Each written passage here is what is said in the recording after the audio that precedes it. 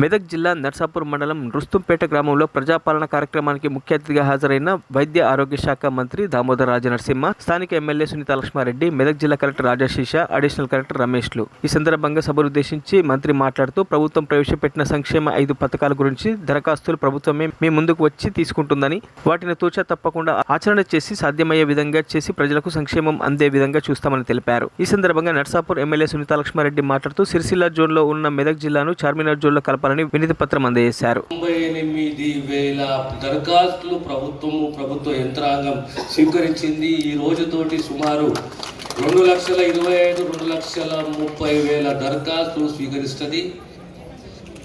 రకరకాల అంశాలు ఉన్నాయి. యంత్రాంగం తెలంగాణ రాష్ట్రంలో ప్రభుత్వ యంత్రాంగం కలెక్టర్ గారి నాయకత్వంలో చక్కగా విజయవంతంగా ఈ కార్యక్రమాన్ని నిర్వహిస్తూ వచ్చింది.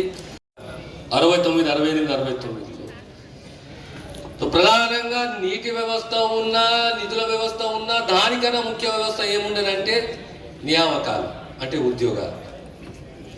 69 అంటే 79, 89, 99, 2009, 2019 అంటే సుమారు 54-55 ఏళ్ల కింద తెలంగాణ మా ప్రాంతం రాష్ట్రంగా మారాలి అని పోరాడిన దేని గురించి అని ప్రధానంగా మన ఉద్యోగాల గురించి. మరిన్ని అప్డేట్స్ కోసం మా ఛానల్ని సబ్స్క్రైబ్ చేయండి.